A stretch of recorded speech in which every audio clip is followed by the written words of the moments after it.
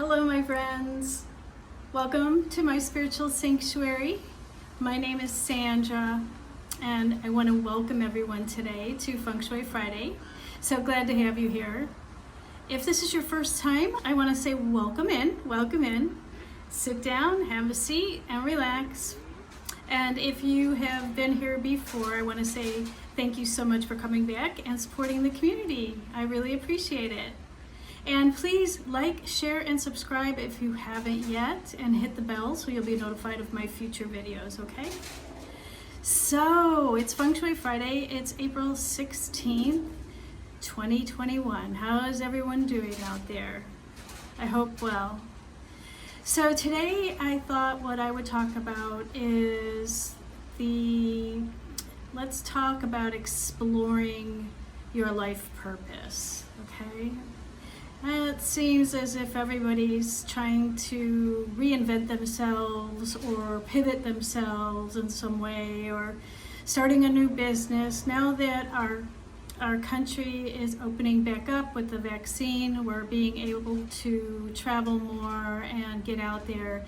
Things are taking off, and so people are changing, shifting, and you know, that question comes up is, what is my life purpose? After we have been in lockdown for the last year, you know, there's been a lot of self-cultivation, self-reflection, reinvention, deciding what is really important in life, and how do we move forward with our lives after being isolated for a year, and you know, really reassessing and appraising what's important and what's not, and how are we going to move forward in this new world and this new way of living that is changing constantly. We're never going to go back to the way things were before.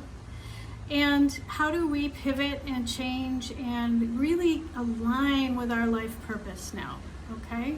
Because really, in this new age of Aquarius, we're all stepping into our purpose, why we came here. Now, a lot of the children already know this because they're indigos and crystal children, and they come in knowing what they're here to do, okay?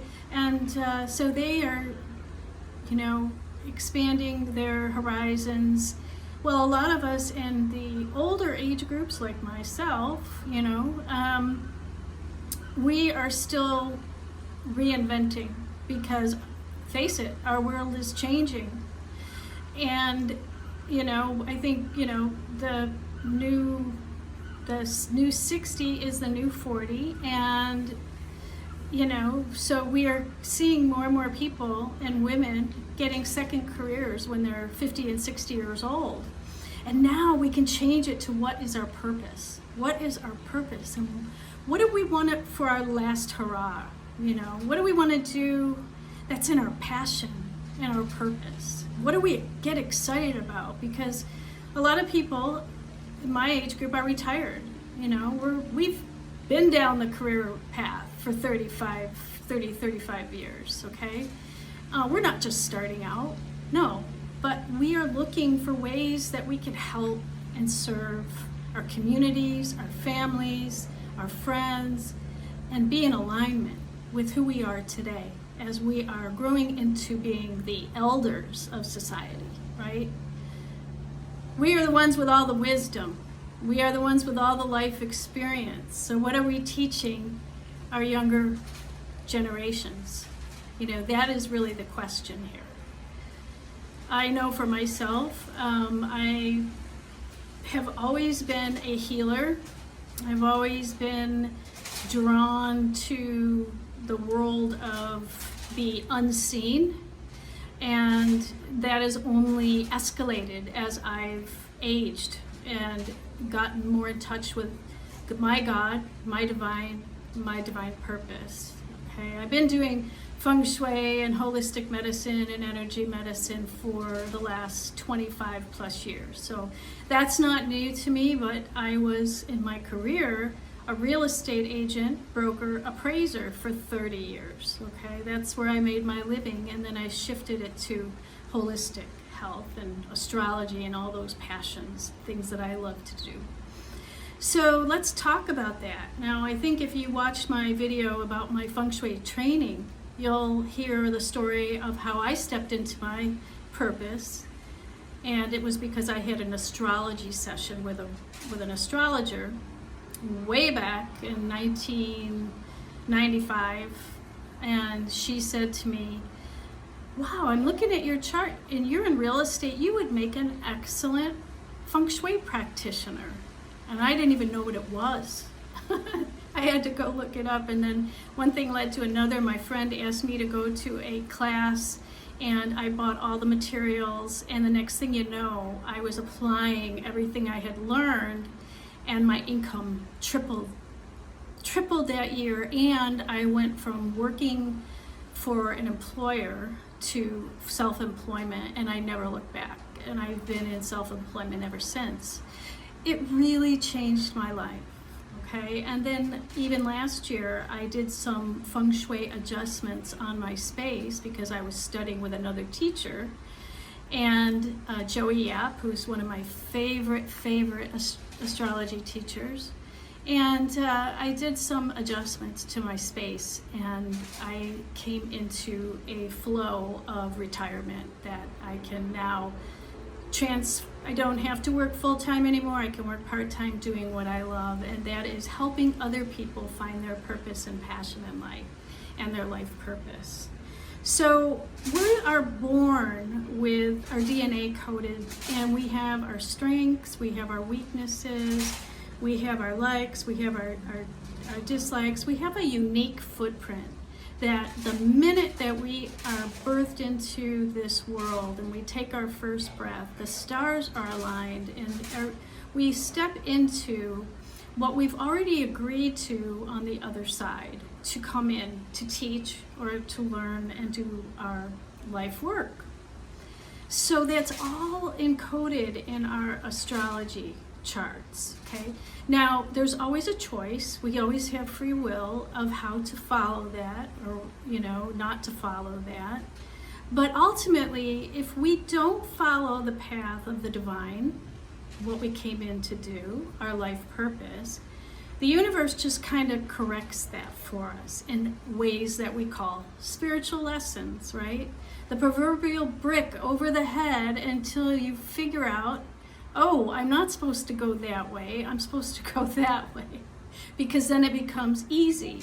I am outside of resistance.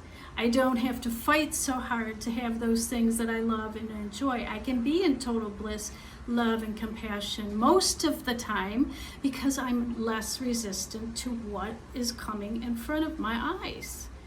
That is being in your life purpose, okay? So when we get an astrology reading for life purpose, it kind of tells us, okay, you have these energies, you have these cycles, and the time to do this and the time to do that. And if you listen and you pay attention to your up cycles and you ride those cycles, then chances are you're going to have an easier time and an easier flow. If you choose these professions, or if you choose this profession or this way of moving through life, then you might have a better, easier time. You might be happier. You might create easier wealth for yourself, which creates happiness and a happier life for everybody concerned in your life, right? So astrology isn't that you are given this map and that's all that is your destiny and that's it. No, it's that this is telling you the blueprint for what would be in your highest and best good if you follow it and you follow the cycles and you ride the higher cycles instead of the lower cycles in your life, okay? If you have a propensity towards addictions, let's say, it's going to show up in your chart. If you have a propensity to be psychic or intuitive, it shows up in your chart. If you have a propensity to be a counselor or a coach or a teacher, it shows up in your chart. So how sad it would be if somebody who had strong teacher in their chart to be a clerk at CVS, right? It's not using the highest and best energy. And the way I equate it is with real estate, okay? When I go out to do a real estate appraisal, we look at a property and we try to estimate the value for its highest and best use. May not be its current use, okay? But what is the highest and best use? And that will give you the ultimate value for that property. The same thing with a person and an individual. You need to be operating at your highest and best to create value for yourself, for others around you, and for the highest and best things to be drawn to you. So I've made a list of questions, and they're in my email newsletter that I did for this week. So you can read all about it if you want to get on my email newsletter list, or go to my website, myspiritualsanctuary.com, and you can put your name and email in and opt in, and you'll be on my mailing list. So my newsletter is going out today. In fact, right after I'm done with this video will be attached to it. So some people like to read and some people like to hear. It depends on what your, if you're visual or auditory, or whatever you are, whatever you prefer, you'll have them both. But I'm going to read these questions so you have them here on the video, and these are some things to ponder, okay? These questions will get you started on your path of awareness of your gifts and your talents and your passions, okay? So, number one, what and who did you want to become when you were a child? What activities did you love to do when you were a child? Make a list or write a paragraph about you as a child, and what did you find? Number two, what did you do well in life or find complete joy in doing? Where did you get lost in an activity and lose track of time because you're having so much fun doing it? Number three, what would you say your greatest talents and natural abilities are? Now, some people may not know. I knew I was doing real estate, but I had no idea what Feng Shui was. I had no idea that would become the next 25 years of my life in a big time way. So only, if getting a reading from somebody who is outside of you can really kind of pinpoint in on what you may not even be able to pinpoint for yourself. So, okay, number four, what would others say are your greatest talents and natural abilities? You could ask your closest friends and family members that question. Number five, what are you really passionate about? Number six, if money or time wasn't a factor, what would you spend your time doing? Now, I found myself doing that this last year, when I found that, I was going to retire and money was not going to really be an issue anymore. And what would I want to spend my time doing? And what I really wanted to do was to help and serve people be their best versions of themselves. So I have decided to now step into a different life purpose than I have had for the last 30 years, even though that was part of my passion.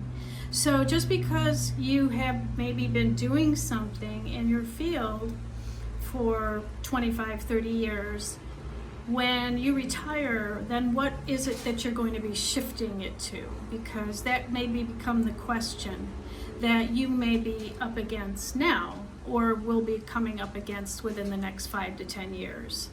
And it never hurts to start preparing for that particular time in your life now, so that when you get to that point, you can either, make that part of what you're doing and add to it, So there you go. Now, number seven. If there was one question that you've asked all your life, or one question that's driven your behavior all your life, what would that be? And number 8, what would you like to contribute to the world? And number 9, in reviewing the answers to all the above questions, how do you think these answers are related to your life purpose and passion in life? So there's just a few questions that maybe you could answer those for yourself and, begin that process of creation and creating the life that you desire. And after you've answered those questions for yourself, you'll begin to notice the answers will give you, a pretty good indication. And then you'll know that you're moving towards your passion, your purpose, and what you definitely want to be doing in life. And even if you can't get there yet, because you do have to stay where you are, there's an element of knowing where you're going and then allowing the universe to help you to get there. So once you know where you're going, once you know what your destination is, then you allow the universe to come in and provide the rest of the why and how, So Socrates said, know thyself. So we have one of the philosophers, and then we have Shakespeare said, to thine own self be true. So we have philosophers that even though they were in their purpose, they knew what came first is knowing who you are inside, and then you can have a better existence in life on the outside. So, that's what we're all learning. More about ourselves, loving, the more that we fill our own cup up, the more that it overflows so that we can help others along the way. If we don't have a full cup on our own, then we don't have anything to give to others. So it's not selfish to want better for yourself. It's not selfish to love yourself and give yourself what you desire and what you need as a person, because once that is filled to the top, then you have more to give others. Okay? So that's pretty much what I wanted to say today about exploring your life purpose. And if you'd like to have a personal astrology session with me, a 60-minute session, we can do that over Skype, a telephone line, or FaceTime. It doesn't matter, whatever is more convenient for you. The 60-minute calls are recorded. You have the opportunity to send me questions that you have that we can pinpoint in the reading. And if you would like to have a reading, I'm now having a special for the next 2 weeks for a 60-minute session. It's going to be only $99 for the 60 minutes, and normally it's $150 an hour. So jump on board and get that now. You can email me for an appointment at myspiritualsanctuaryinfo@gmail.com. And don't wait, do it now, because this is only until April 30th, and then I'm going to close it and go back to my regular pricing. Okay? I just want to be available to help as many people as possible. And if I can help you to figure that life purpose or any other questions that you may have, then go ahead and email me. So that's all we have today for Feng Shui Friday. If you are looking for my readings, the tarot readings that were combined with the Flying Stars Feng Shui, they are all done now. They are on my YouTube channel, and that is below. That link is below. So you can watch those readings and know where to put all the adjustments for the month of the Water Dragon, which was April 4th until May 5th. So all of those adjustments are in your specific element, And next week I'm going to do some really different readings. So if you're not already getting subscriptions, then subscribe and hit the bell so you'll be notified for the future videos coming out. All right, so that's all I have for you guys today. I hope you have a wonderful week ahead. I'll see you next week, okay? Namaste, my friends. Have a wonderful weekend. Bye-bye.